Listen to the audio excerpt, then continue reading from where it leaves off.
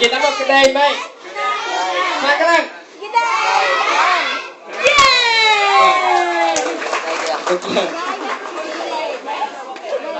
In Australia, that means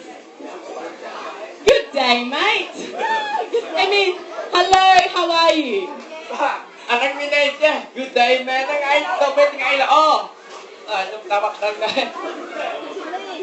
Okay, one more time. Mà nàoទៀត. Good day, mate. Good day mate. You're awesome. Nào nè. Can I tell you a story about me tonight?ខ្ញុំចង់ប្រាប់បងប្អូនរាល់គ្នាមួយតាក់ទងនឹងរឿងតាក់ទងនឹងជីវិតរបស់ខ្ញុំ Cool. Well, I grew up in a Christian home. គឺខ្ញុំបានគ្រប់ផឡើងនៅក្នុងក្រុមគ្រួសារជាគឺបរិស័ទ I loved going to church every morning. ហើយខ្ញុំស្រឡាញ់នឹងទៅព្រះវិហារជារៀងរាល់ព្រឹកថ្ងៃអាទិត្យមែនទែន I was a Christian. ហើយខ្ញុំជាគឺបរិស័ទ And I still am.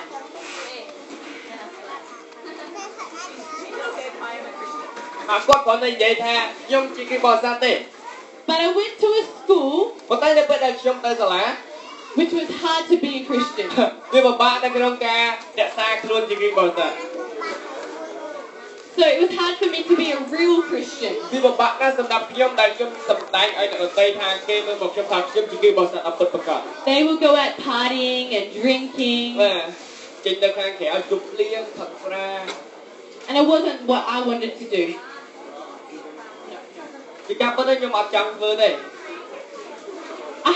I went to a youth camp when I was 13 years ចឹង old. នៅពេលដែលខ្ញុំអាយុ13ឆ្នាំខ្ញុំបានទៅចូលរួមក្នុងកម្មវិធីបោះជំរំមួយ I had good parents that took me there, ខ្ញុំមាន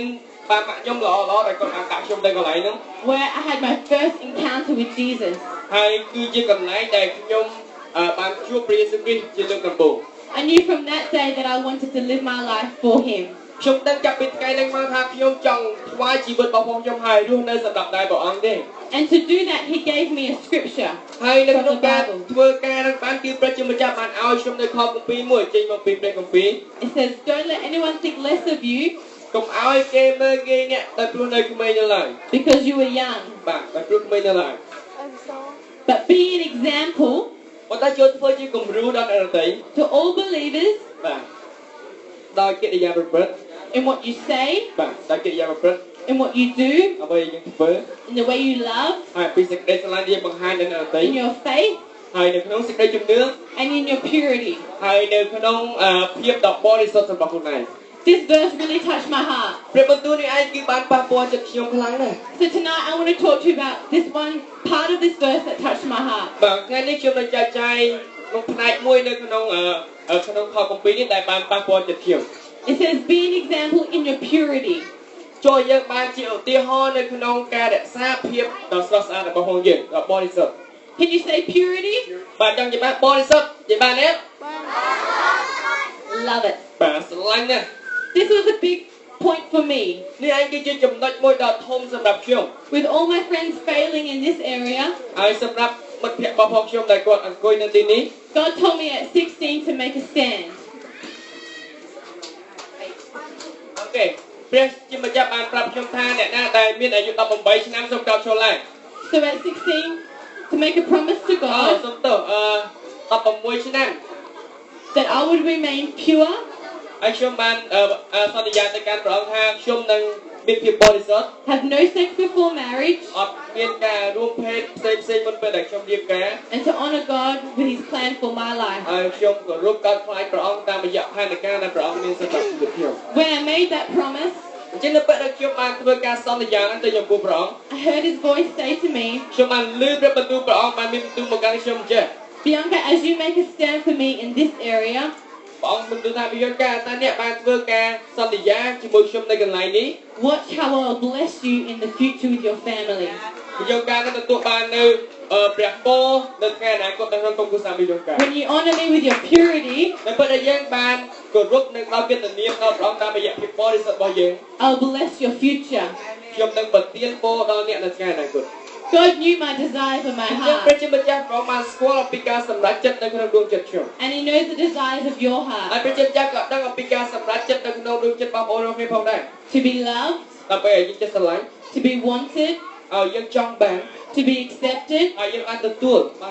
ស្គាល់ពីអតីត God knows. ព្រះអង្គស្គាល់ He knew that I wanted a big family. ព្រះអង្គដឹងថាខ្ញុំចង់បានទទួលនៅក្នុងគ្រួសារមួយដ៏ធំ Most importantly, a handsome husband. ហើយជាពិសេសឯងខ្ញុំមានប្តីដ៏ស្តង្ហាមែនទេបាទសង្ឃាដៃមកប្តីសង្ហាមកខ្ញុំហ៎ And he blessed me with them. ហើយព្រះជាម្ចាស់បានប្រទានពរឲ្យខ្ញុំតាមរយៈប្តីរបស់ខ្ញុំ Today I stand blessed woman. ហើយថ្ងៃនេះគឺខ្ញុំបានឈរនៅក្នុងជាស្ត្រីមួយដែលពោរពេញដោយព្រះពរ Two beautiful boys. បានកូនប្រុសពីរស្អាត And more to come. ហើយចិត្តមានទៀតហើយ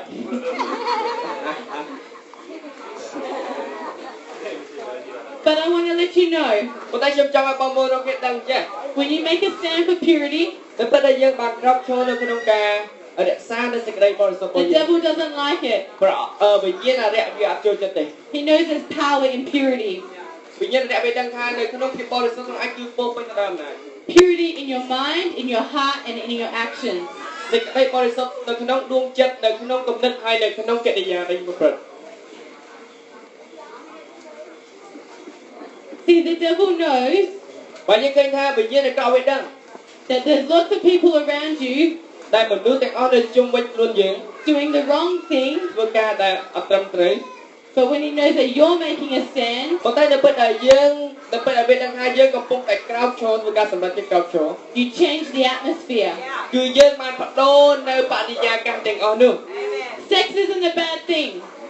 ការរួមភេទវាមិនមែនជាការមួយដែលអាក្រក់នោះទេ It's a good thing វាគឺជាការមួយដែលល្អ with the blessing of marriage. គឺជាព្រះពរនៅក្នុងអពាហ៍ពិពាហ៍ God's blessing upon it. ព្រះជាម្ចាស់បានប្រទានពរដល់ការនោះ God designed it to unite ព្រះជាម្ចាស់បានរៀបចំឲ្យយើងអស់គ្នាឲ្យយើងបានប្រកបបានរួមគ្នា two whole people ពីរនាក់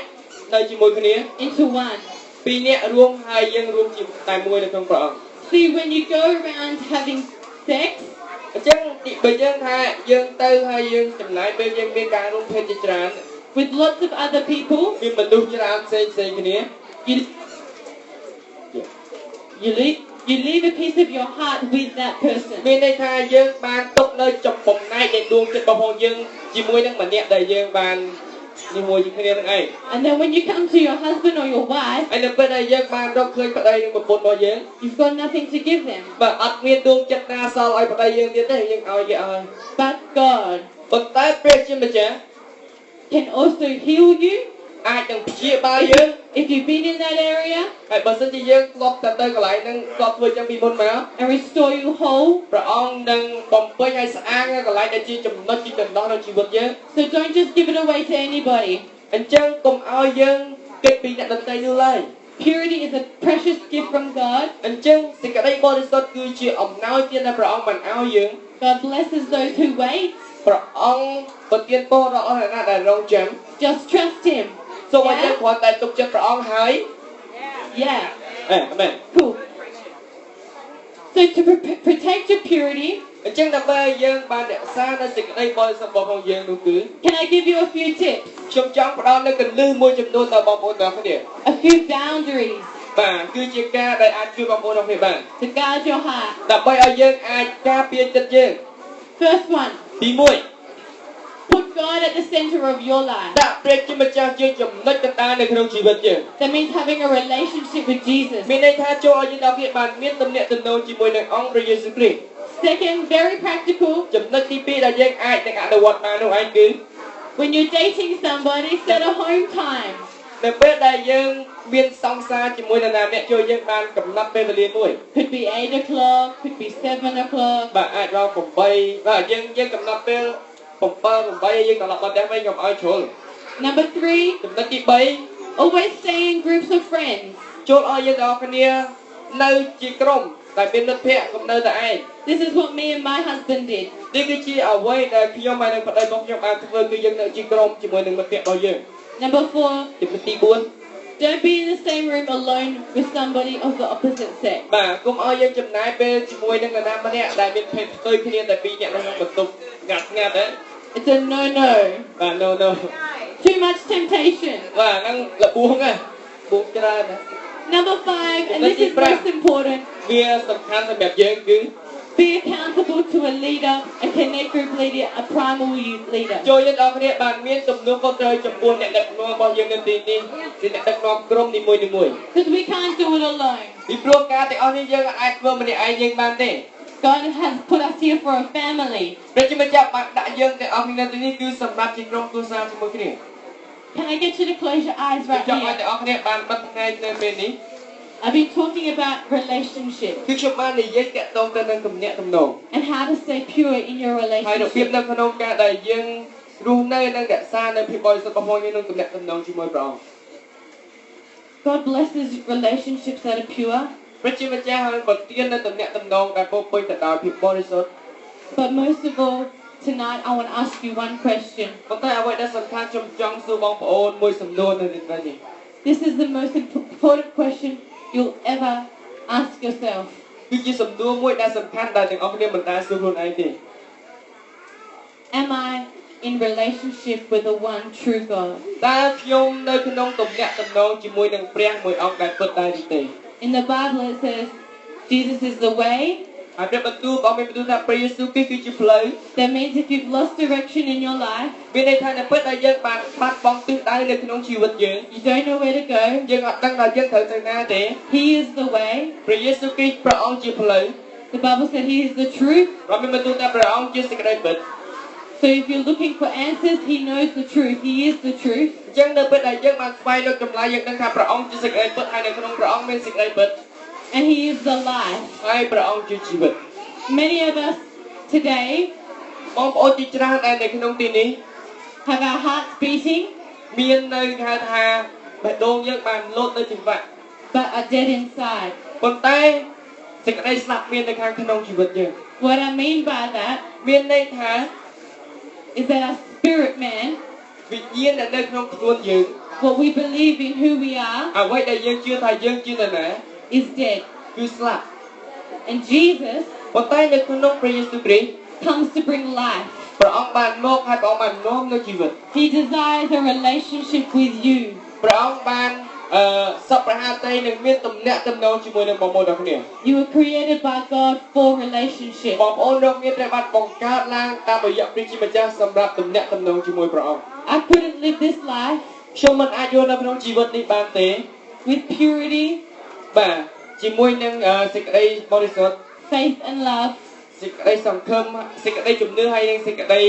ស្រឡាញ់ without being connected to Jesus. បើសិនជាខ្ញុំអត់មានការទំនាក់ទំនងជាមួយព្រះអង្គទេខ្ញុំមិនអាចរស់នៅតាមបែបនេះបានទេ So back to the question. អញ្ចឹងយើងត្រឡប់ទៅសំណួរយើងវិញ Can we just be quiet right សូម now ឲ្យយើងអរគ្នាបានស្ងាត់ណាឡើយ and ask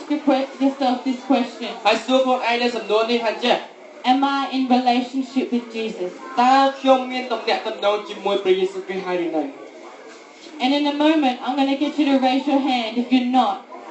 ហើយបើហើយនៅក្នុងពេលជាមួយខ្ញុំចង់ឲ្យអ្នកនរគ្នាបានលើកដៃឡើងបើសិនជាយើងអត់មានទំនាក់ទំនងជាមួយនឹងព្រះយេស៊ូវ If you've never asked Jesus to come into your heart, បើសិនជាបងប្អូនអត់ដែលសូមឲ្យព្រះយេស៊ូវគ្រីស្ទមកក្នុងដួងចិត្តយើងទេ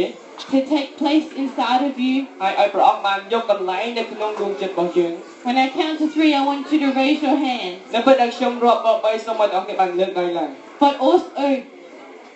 ហើយដូចគ្នាផងដែរ if you've fallen away from Jesus, បើសិនជាអ្នកនរគ្នាបានដាច់ចេញអំពីព្រះយេស៊ូវគ្រីស្ទ out of relationship with យើង Him, ដាច់ចេញពីទំនាក់ទំនងជាមួយព្រះអង្គ I want you to raise your hand ខ្ញុំចង់ឲ្យ also. អ្នកនរគ្នាលើកដៃផងដែរ So just take a moment to think about your life right now. បាទ Be សូមឲ្យ quiet អ្នកនរគ្នាបានគិតអំពីជីវិតខ្លួនឯងអំពីសំណួរហើយសូមឲ្យរក្សាភាពស្ងៀមស្ងាត់ and ask yourself, am I in relationship ហើយ with សួរ Jesus? ខ្លួនឯងថាតើខ្ញុំនៅក្នុងទំនាក់